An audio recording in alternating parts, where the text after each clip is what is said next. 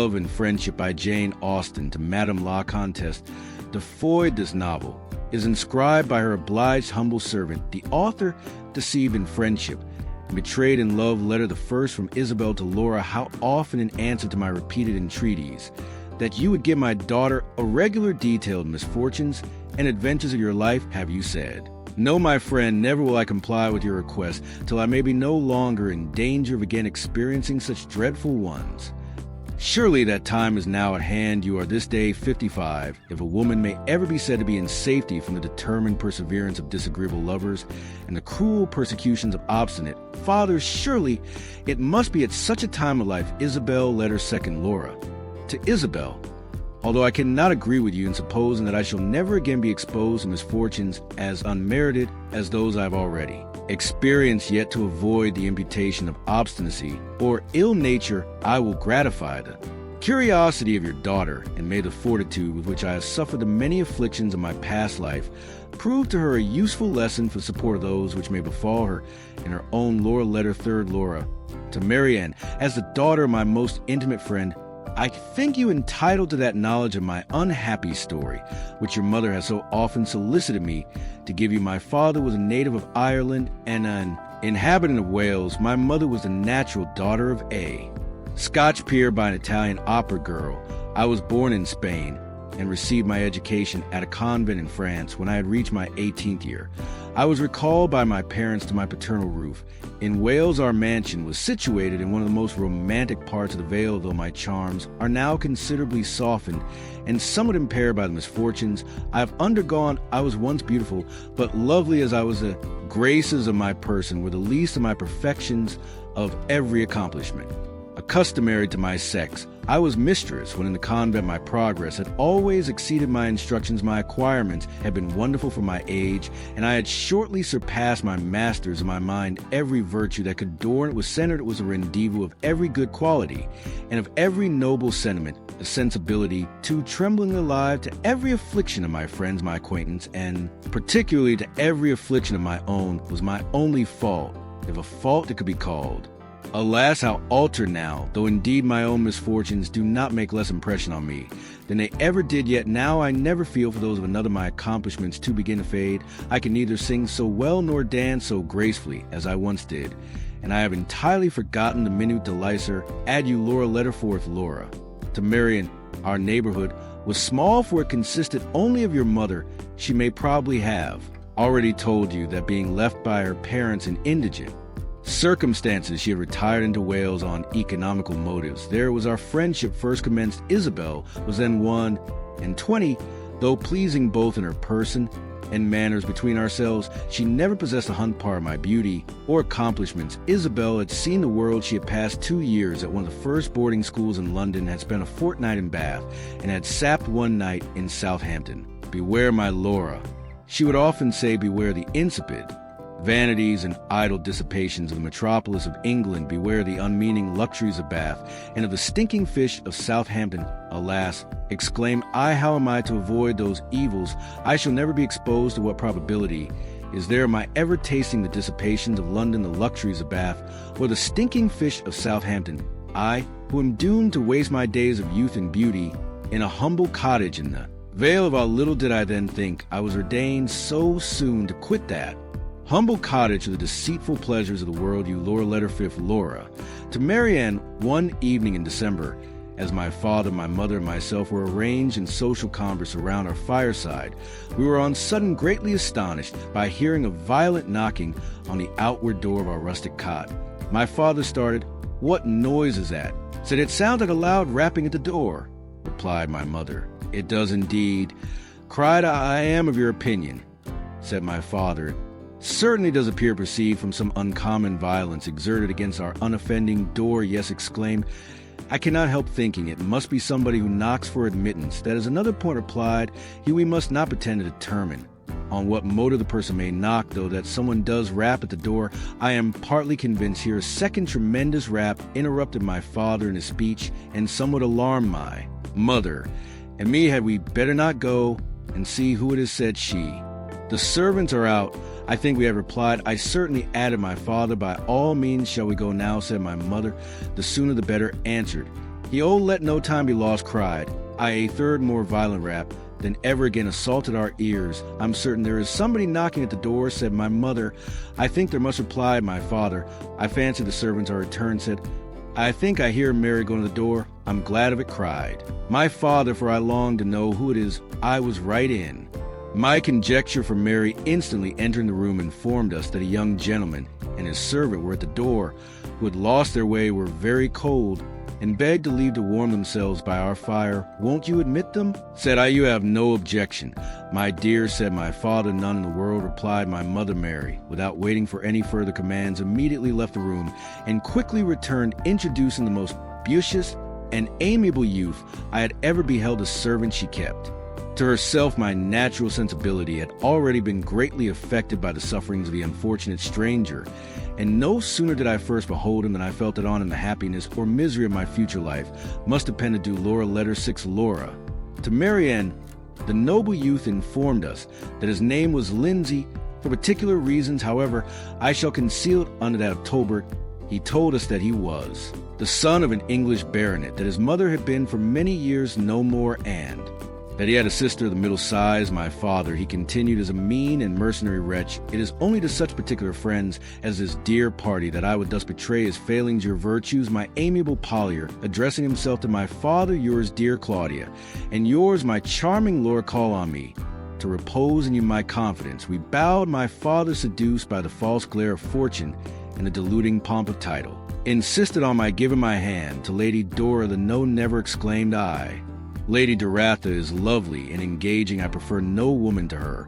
But know, sir, that I scorn to marry her in compliance with your wishes. No, never shall be said that I oblige my father. We all admire the noble manliness of his reply." He continued. Sir Edward was surprised. He had perhaps little expected to meet with so spirited an opposition to his will, where Edward, in the name of wonder, said, Did you pick up this unmeaning gibberish? You have been studying novels, I suspect." I scorned to answer, would have been beneath my dignity. I mounted my horse, and followed by my faithful William, set forth for my aunt's. My father's house is situated in Bedfordshire, my aunt's in Middlesex, and though I flatter myself with being a tolerable proficient in geography, I know not how it happened, but I found myself entering this beautiful vale, which I find is in South Wales, when I had expected to have reached my aunt's after having wandered some time on the banks of the. Without knowing which way to go, I began to lament my cruel destiny in the bitterest and most pathetic manner. It was now perfectly dark. Not a single star was there to direct my steps, and I know not what might have befallen me had I not at length discerned through the solemn gloom that surrounded me a distant light, which as I approached it, I discovered to be the cheerful blaze of your fire, impelled by the combination of misfortunes under which I labored, namely fear, cold, and hunger. I hesitated not to ask admittance, which at length I have gained, and now my adorable Laura continued, he taking my hand, when may I hope to receive that reward of all the painful sufferings I have undergone during the course of my attachment to you, to which I have ever aspired? Oh, and will you reward me with yourself this instant, dear and amiable? Edward replied. We were immediately united by my father, who, though he had never taken orders, had been bred to the church. To do Laura letter 7 Laura. To Marian, we remained but a few days after our marriage in the Vale of Usk. After taking an affecting farewell of my father, my mother, and my Isabel, I accompanied Edward to his aunt's inn. Middlesex Philippa received us both with every expression of affectionate love. My arrival was indeed a most agreeable surprise to her, as she had not only been totally ignorant of my marriage with her nephew, but had never even had the slightest idea of there being such a person in the world. Augusta, the sister of Edward, was on a visit to her. When we arrived, I found her exactly what her brother had described her to be, of the middle size. She received me with equal surprise, though not with equal cordiality. As Philippa, there was a disagreeable coldness and forbidding reserve in her reception of me, which was equally distressing and unexpected. None of that interesting sensibility or amiable sympathy in her manners and address to me when we first met, which should have distinguished our introduction to each other. Her language was neither warm nor affectionate. Her expressions of regard were neither animated nor cordial. Her arms were not open to receive me to her heart, though my own were extended to press her to mine. A short conversation between Augusta and her brother, which I accidentally overheard, increased my dislike to her, and convinced me that her heart was no more formed for the soft ties of love than for the endearing intercourse of friendship.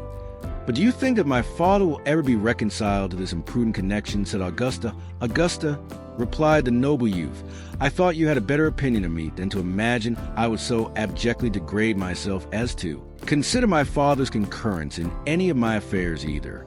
Of consequence or concern to me, tell me, Augusta, with sincerity, did you ever know me consult his inclinations or follow his advice in the least trifling particular since the age of 15? Edward replied, you are surely too diffident in your own praise. Since you were 15 only, my dear brother. Since you were 5 years old, I entirely acquit you of ever having willingly contributed to the satisfaction of your father. But still I am not without apprehensions of your being shortly obliged to degrade yourself in your own eyes by seeking support for your wife in the generosity of Sir Edward. Never, Augusta, will I so demean myself. Said Edward, support? What support will Laura want which she can receive from him? Only those very insignificant ones of victuals. And drink, answered she, victuals. And drink, replied my husband, in a most nobly contemptuous manner. And dost thou then imagine that there is no other support for an exalted mind, such as is my lord's, in mean and indelicate employment? Of eating and drinking none that I know of so efficacious, returned Augusta. And did you then never feel the pleasing pangs of love? Augusta replied, my Edward, does it appear impossible to your vile and corrupted palate to exist on love? Can you not conceive the luxury of living in every distress that poverty can inflict with the object of your tenderest affection? You are too ridiculous, said Augusta, to argue with. Perhaps, however, you may in time be convinced that here I was prevented from hearing the remainder of her speech by the appearance of a very handsome young woman who was ushered into a room at the door which I had been listening. On hearing her announced by the name of Lady Dora, I instantly quitted my post and followed her into the parlor, for I well remembered that she was a lady proposed as a wife for my Edward by the cruel and unrelenting baronet. Although Lady Doratha's visit was nominally to Philippa and Augusta, yet I have some reason to imagine that acquainted with the marriage and arrival of Edward to see me was a principal motive to it. I soon perceived that though lovely and elegant in her person, and though easy and polite in her address, she was of that inferior order of beings with regard to delicate feeling, tender sentiments, and refined sensibility of which Augusta was one. She stayed but half an hour, and neither in the course of her visit confided to me any of her secret thoughts, nor requested me to confide in her any of mine. You will easily imagine, therefore, my dear Marianne, that I could not feel any ardent affection or very sincere attachment for Lady Doratha, and you Laura literate to Laura. To Marianne, in continuation, Lady Doratha had not left us long before another visitor, as unexpected a one as her ladyship, was announced. It was Sir Edward, who, informed by Augusta of her brother's marriage, came doubtless to reproach him for having dared to unite himself to me without his knowledge. But Edward, foreseeing his design, approached him with heroic fortitude. As soon as he entered the room, and addressed him in the following manner: Sir Edward, the first know the motive of your journey. Here you come with the base design of reproaching me for having entered into a dissoluble engagement with my Laura without your consent. But, sir, I glory in the act. It is my greatest boast that I have incurred the displeasure of my father. So saying, he took my hand, and while Sir Edward, Philippa, and Augusta were doubtless reflecting with admiration on his undaunted bravery, led me from the parlor to his father's carriage, which yet remained at the door, and in which we were instantly conveyed from the pursuit of Sir Edward. The Pastillions had at first received orders only to take the London road. As soon as we had sufficiently reflected, however, we ordered them to drive to M, the seat of Edward's most particular friend, which was but a few miles distant, and then we arrived in a few hours, and on sending our names were immediately admitted to Sophia, the wife of Edward's friend, after having been deprived during the course of 3 weeks of a real friend, for such I term your mother.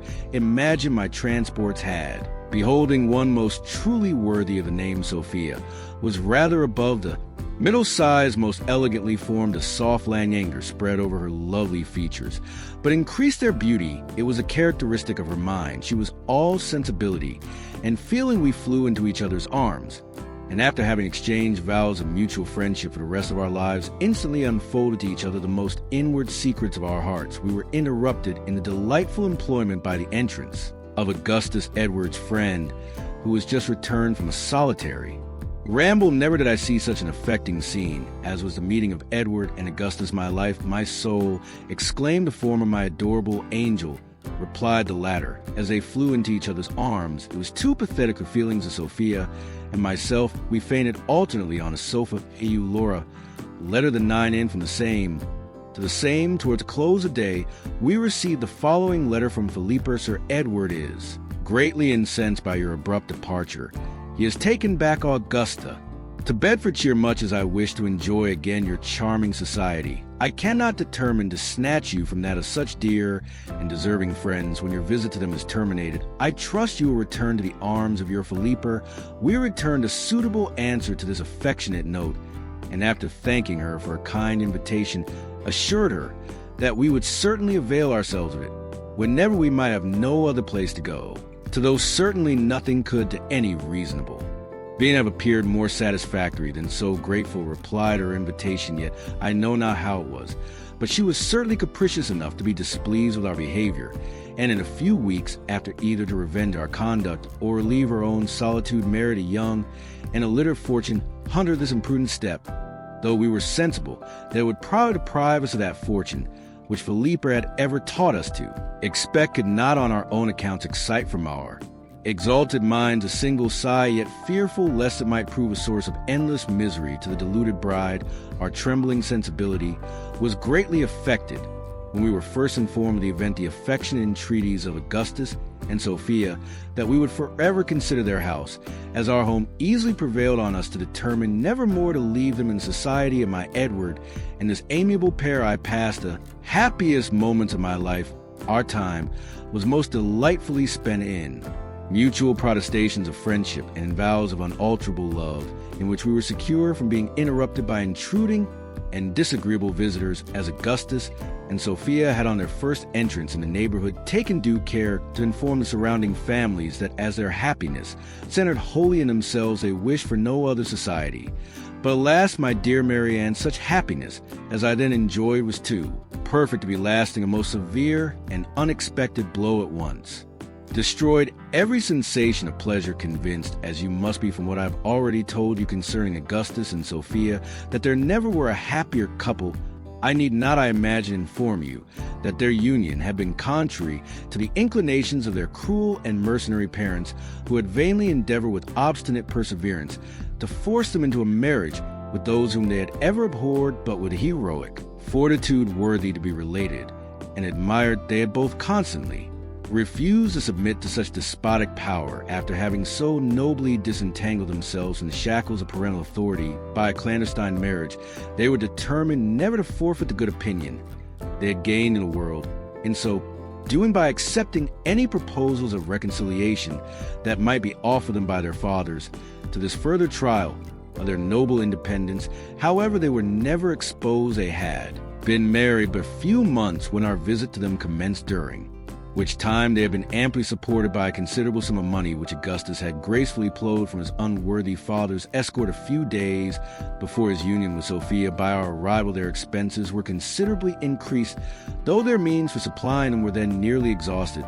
But the exalted creatures scorned to reflect a moment on their pecuniary distresses, and would have blushed at the idea of paying their debts. Alas, what was their reward for such disinterested behavior? The beautiful Augustus was arrested, and we were all undone. Such perfidious treachery in the merciless perpetrators of the deed will shock your gentle nature, dearest Marianne, as much as it then affected the delicate sensibility of Edward, Sophia, your Laura, and of Augustus himself. To complete such unparalleled barbarity, we were informed an execution in the house would shortly take place. What could we do but what we did? We sighed and fainted on the sofa. Adieu, Laura. Letter 10th, Laura. In continuation, when we were somewhat recovered from the overpowering illusions of our grief, Edward desired that we would consider what was the most prudent step to be taken in our unhappy situation. While he repaired his imprisoned friend to lament over his misfortunes, we promised that we would, and he set forwards on his journey to town during his absence. We faithfully complied with his desire, and after the most mature deliberation at length agreed that the best thing we could do was to leave the house, of which we every moment expected the officers of justice to take possession. We waited, therefore, with the greatest impatience for the return of Edward, in order to impart to him the result of our deliberations. But no Edward appeared. In vain Did we count the tedious moments of his absence in vain? Did we weep in vain? Even did we sigh, "No, Edward, return, this was too cruel, too unexpected a blow to our gentle sensibility we could not support. Yet we could only feign at length collecting all. The resolution I was mistress of I arose, and after packing up some necessary apparel for Sophia and myself, I dragged her to a carriage I had ordered, and we instantly set out for London. As the habitation of Augustus was within 12 miles of town, it was not long ere we arrived there, and no sooner had we entered Holborn than, letting down one of the front glasses, I inquired of every decent-looking person that we passed if they had seen my Edward, but as we drove too rapidly to allow them to answer my repeated inquiries, I gained little or indeed no information concerning him. "Where am I to drive?" said the pastel line. "To Newgate," gentle youth replied. "I to see Augustus." "Oh, no, no," exclaimed Sophia, "I cannot go to Newgate. I shall not be able to support the sight of my Augustus in so cruel a confinement. My feelings are sufficiently shocked by the recital of his distress, but to behold it will overpower my sensibility." As I perfectly agreed with her in the justice of her sentiments, the postillion was instantly directed to return into the country.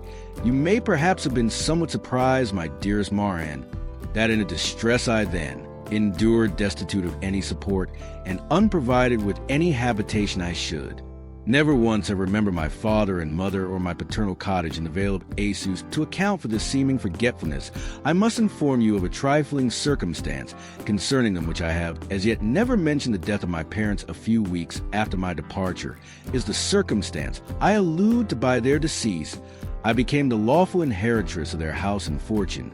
But alas, the house had never been their own, and their fortune had only been an annuity on their own lives. Such is the depravity of the world. To your mother I should have returned with pleasure, should have been happy to have introduced to her my charming Sophia, and should with cheerfulness have passed the remainder of my life in their dear society. In the Vale, I've had not one obstacle to the execution of so agreeable a scheme intervened, which was a marriage and removal of your mother to a distant part of Ireland. Adieu, Laura. Letter 11th, Laura. In continuation, I have a relation in Scotland, said Sophia to me as we left London, who I am certain would not hesitate in receiving me. Shall I order the boy to drive there? Said I, but instantly recollecting myself, exclaimed, "Alas, I fear it will be too long a journey for the horses." Unwilling, however, to act only from my own inadequate knowledge of the strengths and abilities of horses, I consulted the postillion, who was entirely of my opinion concerning the affair. We therefore determined to change horses at the next town, and to travel post the remainder of the journey. When we arrived at the last, and we were to stop at which was but a few miles from the house of Sophia's relation, unwilling to intrude our society on him, unexpected and unthought of, we wrote a very elegant and penned note to him containing an account of our destitute and melancholy situation, and of our intention to spend some months with him in Scotland. As soon as we had dispatched this letter, we immediately prepared to follow it in person, and was stepping into the carriage for that purpose, when our attention was attracted by the entrance of a coronet coach, and for into the inn-yard a gentleman considerably advanced in years descended from it. At his first appearance, my sensibility was wonderfully affected, and ere I had gazed at him a second time, an instinctive sympathy whispered to my heart that he was my grandfather. Convinced that I could not be mistaken in my conjecture, I instantly sprang from the carriage I had just entered, and following the venerable stranger into the room he had been shown to, I threw myself on my knees before him, and besought him to acknowledge me as his grandchild. He started, and having attentively examined my features, raised me from the ground, and throwing his grandfatherly arms around my neck, exclaimed, "Acknowledge thee, yes, dear resemblance of my Lena, and Lena's daughter, sweet image of my Claudia, and my Claudia's mother. I do acknowledge thee as the daughter of one, and the granddaughter of the other." While he was thus tenderly embracing me, Sophia, astonished at my precipitate departure, entered the room, and searched me. No sooner had she caught the eye of the venerable peer than he exclaimed with every mark of astonishment, "Another granddaughter! Yes, yes, I see you are the daughter of my Lena's eldest girl. Your resemblance to the beauteous Matilda sufficiently proclaims it." "Oh," replied Sophia, "when I first beheld you, the instinct of nature whispered me that we were in some degree related, but whether grandfathers or grandmothers I could not pretend to determine. He folded her in his arms, and whilst they were tenderly embracing, the door of the apartment opened, and a most beautiful young man appeared. On perceiving him, Lord Sinclair started, and retreating back a few paces with uplifted hand, said, "Another grandchild, what an unexpected happiness is this to discover in the space of 3 minutes. As many of my descendants, this I am certain, is Philander, the son of my Lorena's third girl, the amiable Bertha, there once now, but the presence of Gustavus to complete the union of my Lorena's grandchildren." And here he has said, "A graceful youth who that instant entered the room. Here is the Gustavus you desire. See, I am the son of Agatha, your Lorena's fourth and youngest daughter. I see you are indeed," replied Lord Sinclair. "But tell me," continued he, looking fearfully towards the door, "tell me, have I any other grandchildren in the house?" "None, my lord." "Then I will provide for you all without further delay. Here are 4 banknotes of £50, each take them. And remember, I have done the duty of a grandfather." He instantly left the room, and immediately afterward the house of Delora letter, the 12th Laura. In continuation, you may imagine how greatly we were surprised by the sudden departure.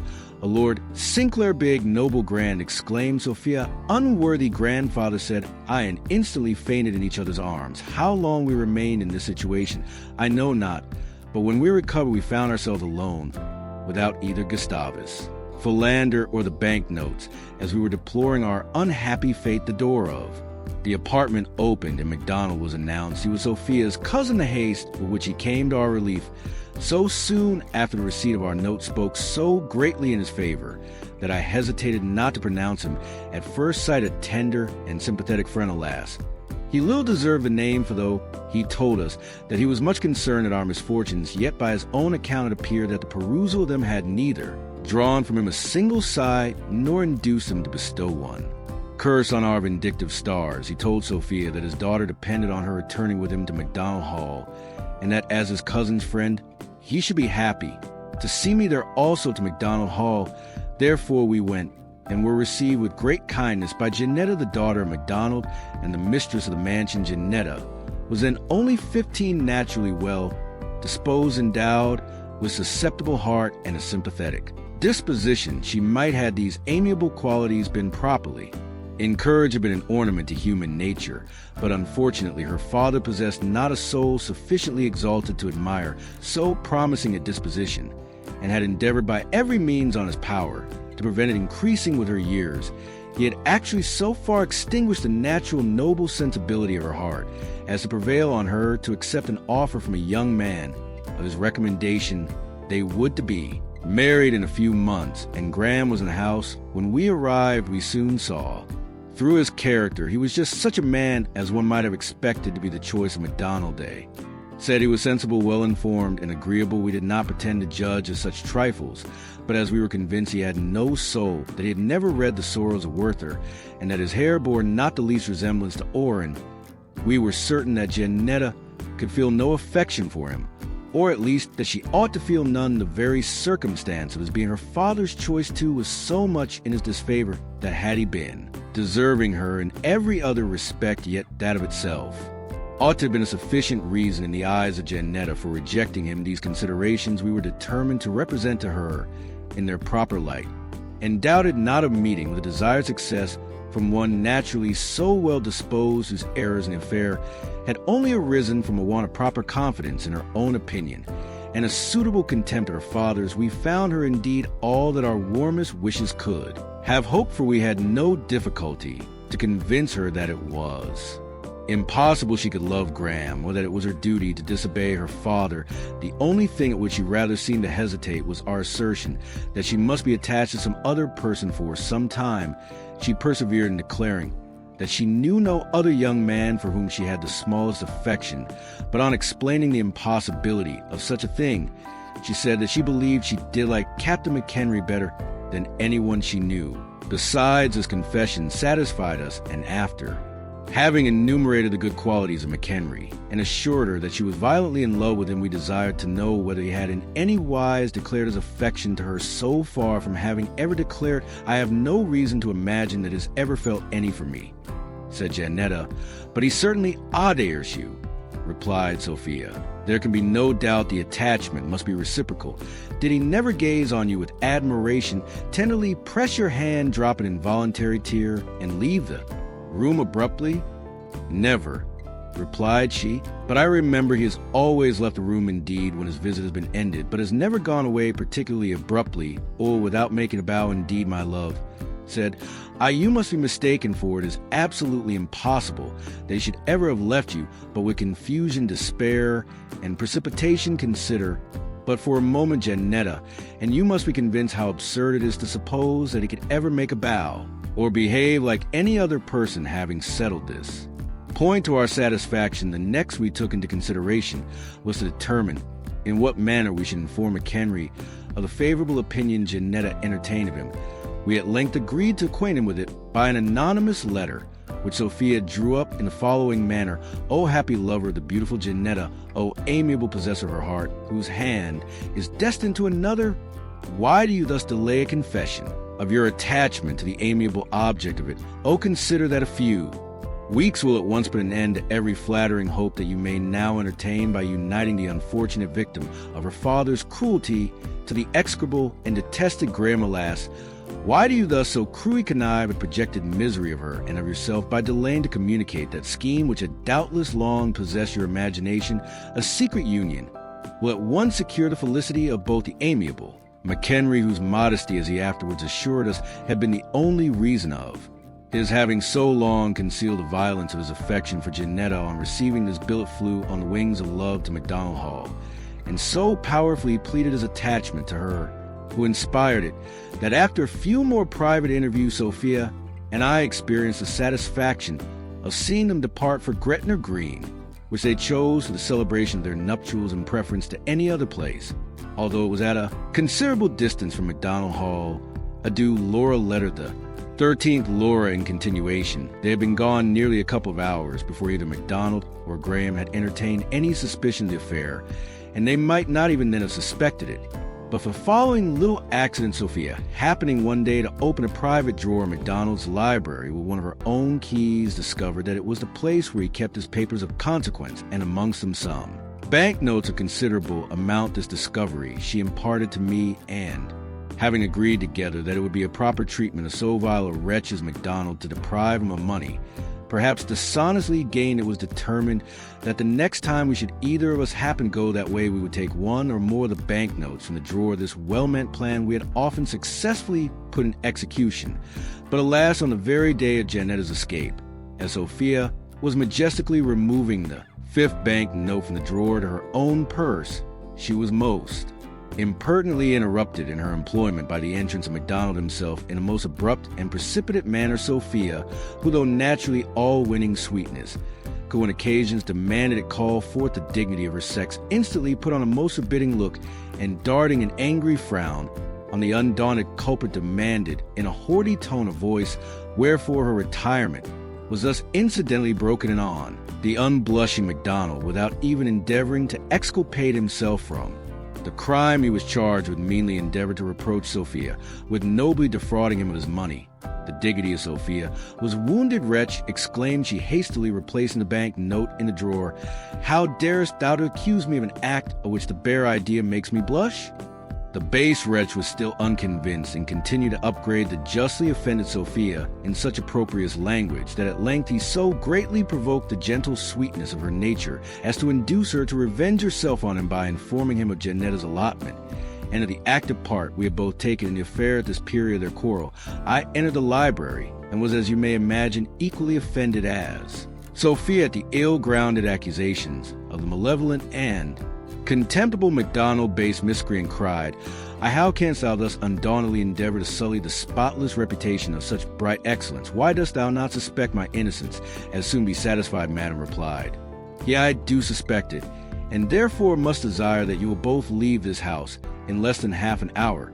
We shall go willingly, answered Sophia. Our hearts have long detested thee, and nothing but our friendship for thy daughter could have induced us to remain so long beneath thy roof. Your friendship for my daughter has indeed been most powerfully exerted by throwing her into the arms of an unprincipled fortune hunter, replied he. Yes, exclaimed I, amidst every misfortune it will afford us some consolation to reflect that by this one act of friendship to Janetta we have amply discharged every obligation that we have received from her father.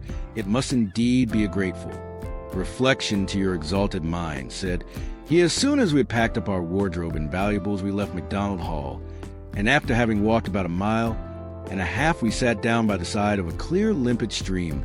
To refresh our exhausted limbs, the place was suited to meditation. A grove of full-grown elms sheltered us from the east, a bed of full-grown. Let's from the west, before us ran the murmuring brook, and behind us ran the turnpike. Road, we were in a mood for contemplation, and in a disposition to enjoy so beautiful a spot. A mutual silence, which had for some time reigned between us, was at length broke by my exclaiming, "What a lovely scene, alas! Why are not Edward and Augustus here to enjoy its beauties with us?" Ah, my beloved Laura cried, "Sophia, for pity's sake forbear, recalling to my remembrance the unhappy situation of my imprisoned husband. Alas, what would I not give to learn the fate of my Augustus, to know if he is still in Newgate, or if he is yet hung, but never shall I be able so far to conquer my tender sensibility as to inquire after him. Oh, do not, I beseech you, ever let me again hear you repeat his beloved name. It affects me too deeply. I cannot bear to hear him mention it, wounds my feelings. Excuse me, my Sophia, for having thus unwillingly offended you," replied I, and then changing the conversation, desired her to admire the noble grandeur of the elms which sheltered us from the eastern zephyr. "Alas, my Laura," returned she, "avoid so melancholy a subject, I entreat you. Do not again wound my sensibility by observations on those elms. They remind me of Augustus. He was like them, tall, majestic. He possessed that noble grandeur which you admire in him." I was silent, fearful lest I might any more unwillingly distress her by fixing on any other subject of conversation, which might again remind her of Augustus. "Why do you not speak, my Laura?" said she after a short pause. "I cannot support this silence. You must not leave me to my own reflections. They ever recurred to Augustus. What a beautiful sky," I said. "Ah, how charmingly is the azure varied by those delicate streaks of white." "Oh, my Laura," replied she hastily, withdrawing her eyes from a momentary glance at the sky, "do not thus distress me by calling my attention to an object which so cruelly reminds me of my Augustus blue satin waistcoat. Striped in white. In pity to your unhappy friend, avoid a subject so distressing." What could I do? The feelings of Sophia were at that time so exquisite, and the tenderness she felt for Augustus so poignant, that I had not power to start any other topic, justly fearing that it might in some unforeseen manner again awaken all her sensibility by directing her thoughts to her husband. Yet to be silent would be cruel. She had entreated me to talk from this dilemma. I was most fortunately relieved by an accident truly apropos. It was a lucky overturning of a gentleman's phaeton on the road, which ran murmuring behind us. It was a most fortunate accident, as it diverted the attention of Sophia from the melancholy reflections which she had been before indulging. We instantly quitted our seats and ran to the rescue of those who but a few moments before had been in so elevated a situation as a fashionably high phaeton, but who were now laid low and sprawling in the dust. What an ample subject for reflection on the uncertain enjoyment of this world would not that Phaeton and the life of Cardinal Wolsey afford a thinking mind, said I to Sophia as we were hastening to the field of action. She had not time to answer me, for every thought was now engaged by the horrid spectacle before us. Two gentlemen, most elegantly attired, but weltering their blood, was what first struck our eyes. We approached. They were Edward and Augustus, yes, dearest Maran. They were our husband. Sophia shrieked and fainted on the ground. I screamed and instantly ran mad. We remained thus mutually deprived of our senses some minutes, and on regaining them were deprived of them again for 1 hour and a quarter did we continue in this unfortunate situation, Sophia fainting every moment, and I running mad as often. At length a groan from the hapless Edward, who alone retained any share of life, restored us to ourselves. Had we indeed before imagined that either of them lived, we should have been more sparing of our grief.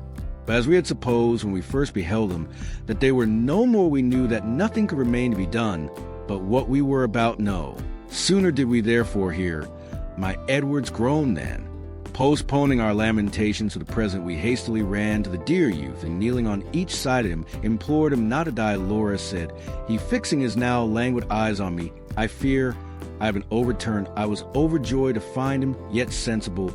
Oh, tell me, Edward, said I, tell me, I beseech you, before you die, what has befallen you since that unhappy day in which Augustus was arrested and we were separated. I will, said he, and instantly fetching a deep sigh, expired. Sophia immediately sank again into a swoon. My grief was more audible, my voice faltered, my eyes assumed a vacant stare, my face became as pale as death, and my senses were considerably impaired. "Talk not to me of fawns," said I, raving in a frantic, incoherent manner. "Give me a violin, I'll play to him, and soothe him in his melancholy hours. Beware, ye gentle nymphs of Cupid's thunderbolts, avoid the piercing shafts of Jupiter. Look at that grove of firs, I see a leg of mutton." They told me Edward was not dead, but they deceived me, they took him for a cucumber. Thus I continued wildly exclaiming on my Edward's death. For 2 hours did I rave thus madly, and should not then have left off, as I was not in the least fatigued, had not Sophia, who was just recovered from her swoon, entreated me to consider that night was now approaching, and that the damps began to fall. "And whither shall we go?" said I, "to shelter us from either two?" "That white cottage," replied she, pointing to a neat building which rose up amidst a grove of elms, and which I had not before observed. I agreed, and we instantly walked to it. We knocked at the door. It was opened by an old woman. On being requested to afford us a night's lodging, she informed us that her house was but small, that she had only 2 bedrooms, but that however we should be welcome to one of them, we were satisfied, and followed the good woman into the house, where we were greatly cheered by the sight of a comfortable fire. She was a widow, and had only one daughter, who was then just 17, one of the best of ages, but alas, she was very plain, and her name was Bridget. Nothing therefore could be expected from her. She could not be supposed to possess either exalted ideas, delicate feelings, or refined sensibilities. She was nothing more than a mere good-tempered, civil, and obliging young woman. As such, we could scarcely dislike her. She was only an object of contempt. A Dario Laura letter, the 14th Laura. In continuation, arm yourself, my amiable young friend, with all the philosophy you are mistress of. Summon up all the fortitude you possess, for alas, in the perusal of the following pages your sensibility will be most severely tried.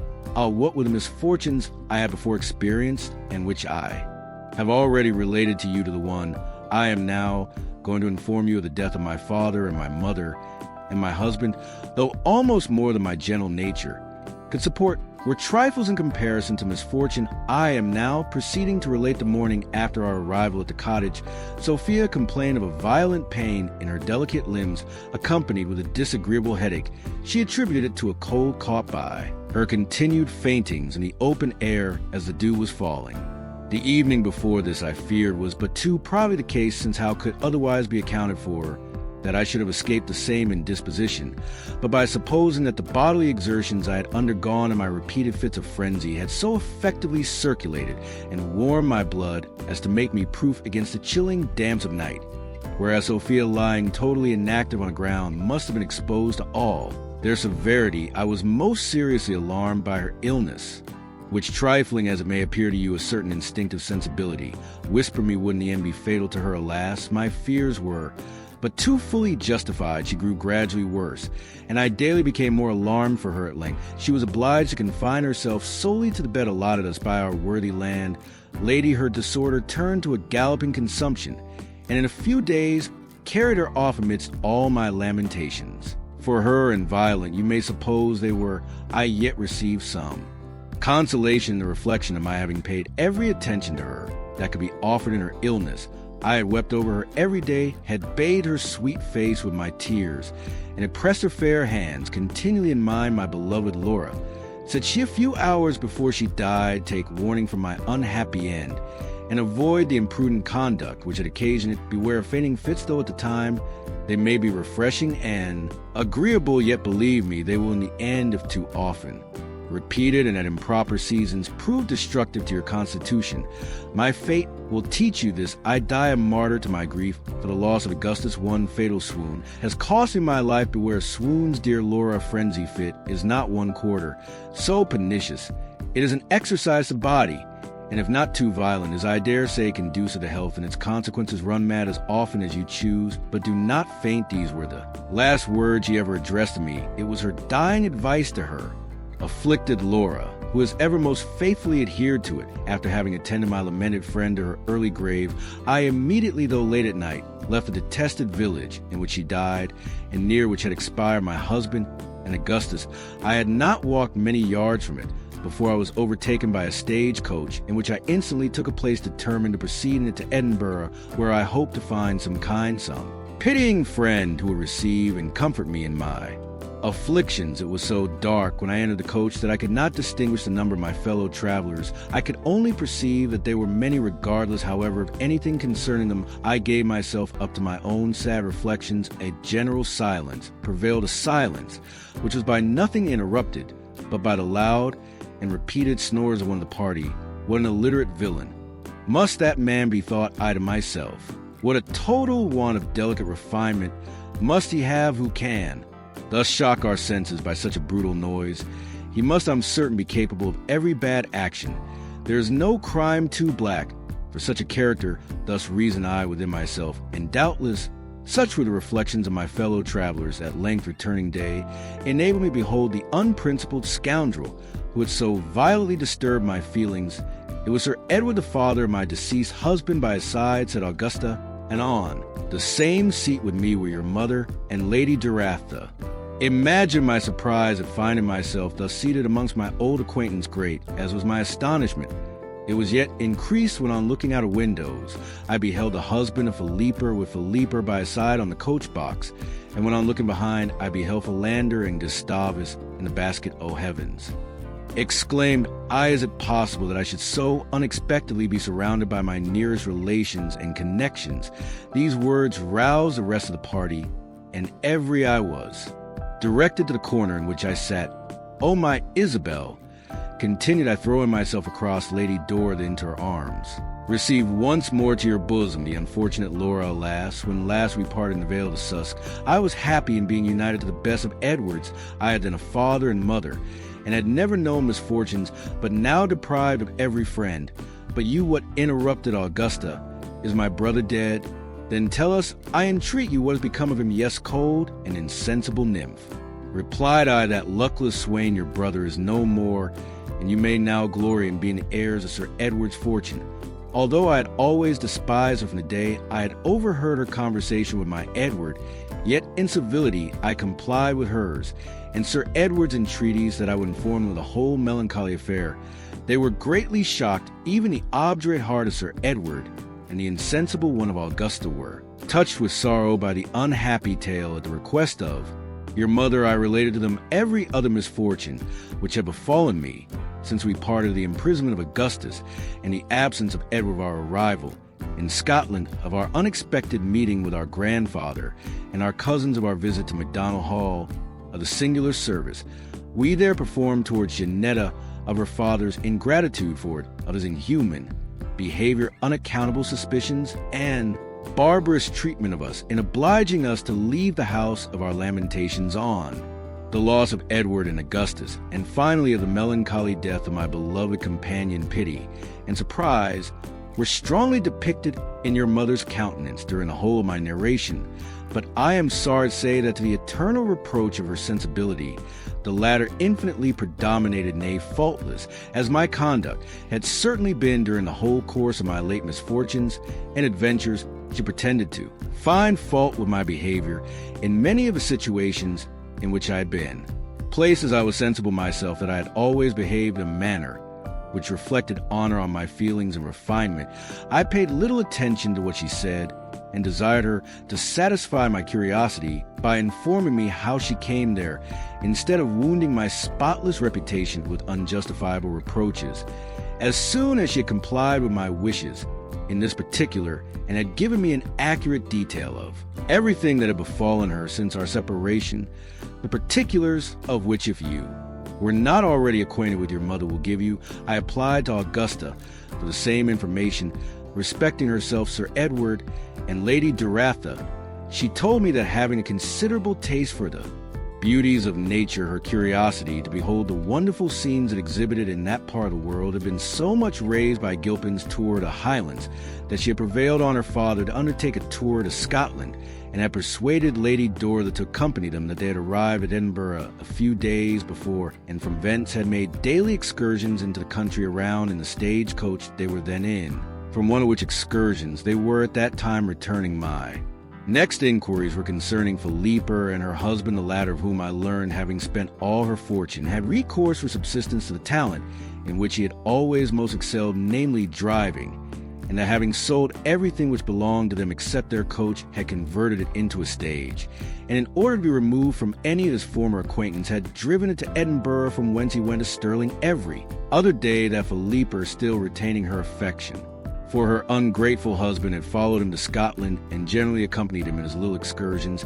to Stirling. It has only been to throw a little money into their pockets, continued Augusta, that my father has always traveled in their coach to view the beauties of the country since our arrival in Scotland, for it would certainly have been much more agreeable to us to visit the Highlands in a post-chaise than merely to travel from Edinburgh to Stirling, and from Stirling to Edinburgh every other day in a crowded and uncomfortable stage. I perfectly agreed with her in her sentiments on the affair, and secretly blamed Sir Edward for thus sacrificing his daughter's pleasure for the sake of a ridiculous old woman, whose folly in marrying so young a man ought to be punished. His behavior, however, was entirely of a piece with his general character, for what could be expected from a man who possessed not the smallest atom of sensibility, who scarcely knew the meaning of sympathy, and who actually snored "Edu Laura letter," the 15th Laura, in continuation.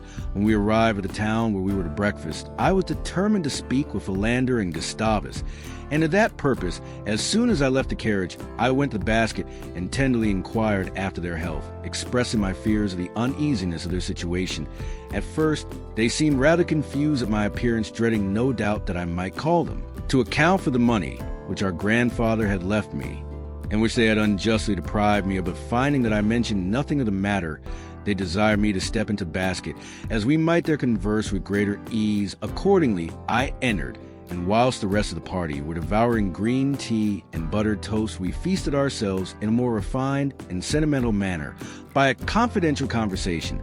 I informed them of everything which had befallen me during the course of my life, and at my request they related to me every incident of theirs. We are the sons, as you already know, of the two youngest daughters, which Lord Sinclair had by Lena, an Italian opera girl.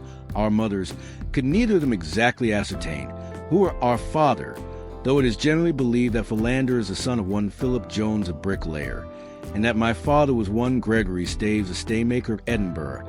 This is, however, of little consequence, for as our mothers were certainly never married to either of them, it reflects no dishonor on our blood, which is the most ancient and unpolluted kind. Bertha, the mother of Philander, and Agatha, my own mother, always lived together.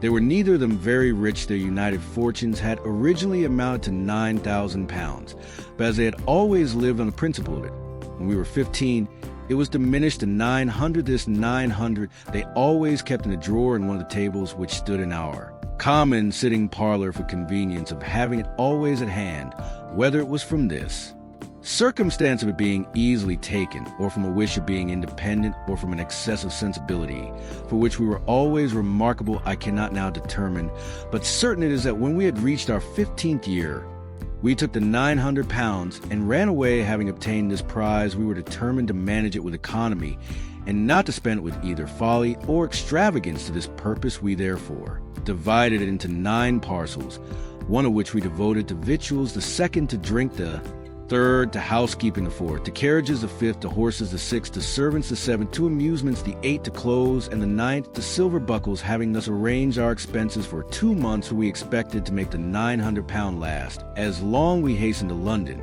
and had the good luck to spend it in 7 weeks in a day, which was 6 days sooner than we had intended. As soon as we had thus happily disencumbered ourselves from the weight of so much money, we began to think of returning to our mothers, but accidentally hearing that they were both starved to death, we gave over the design, and determined to engage ourselves to some strolling company of players. As we had always had a turn for the stage, accordingly we offered our services to one, and were accepted. Our company was indeed rather small, as it consisted only of the manager, his wife, and ourselves, but there were few to pay, and the only inconvenience attending it was a scarcity of plays which for want of people to fill the characters we could perform. We did not mind trifles. However, one of our most admired performances was Macbeth, in which we were truly great. The manager always played Banquo, himself his wife, my lady Macbeth. I did the 3 witches, and Philander acted all the rest. To say the truth, this tragedy was not only the best, but the only play that we ever performed, and after having accident all over England and Wales, we came to Scotland to exhibit it. Over the remainder of Great Britain we happened to be quartered in that very town where you came and met your grandfather. We were in the innyard when his carriage entered, and perceiving by the arms to whom belonged, and knowing that Lord Sinclair was our grandfather, we agreed to endeavor to get something from him by discovering the relationship. You know how well it succeeded. Having obtained the £200, we instantly left the town, leaving our manager and his wife to act McBTH by themselves, and took the road to Stirling, where we spent our little fortune with greater class. We are now returned to Edinburgh in order to get some preferment in the acting way. And such, my dear cousin, is our history. I thank the amiable youth for his entertaining narration, and after expressing my wishes for their welfare and happiness, left them in their little habitation, and returned to my other friends, who impatiently expected me. My adventures are now drawing to a close, my dearest Maranat. Least for the present, when we arrived at Edinburgh, Sir Edward told me that as the widow of his son, he desired I would accept from his hands of 400 a year. I graciously promised that I would, but could not help observing that the unsympathetic baronet offered it more on account of my being the widow of Edward than in being a refined and amiable Laura. I took up my residence in a romantic village in the Highlands of Scotland, where I have ever since continued, and where I can, uninterrupted by unmeaning visits, indulge in a melancholy solitude my unceasing lamentations for the death of my father, my mother, my husband, and my friend Augusta, has been for several years united to Graham, the man of all others most suited to her. She became acquainted with him during her stay in Scotland. Sir Edward, in hopes of gaining an heir to his title and estate, at the same time married Lady Dorita's wishes have been answered. Philander and Gustavus, after having raised their reputation by their performances in the theatrical line at Edinburgh, removed to Covent Garden, where they still exhibit under the assumed names of Luvice, and quick Philippa has long paid the debt of nature. Her husband, however, still continues to drive the stagecoach from Edinburgh to Stirling. Adieu, my dearest. Mary and Laura Finney, June 13th, 1790.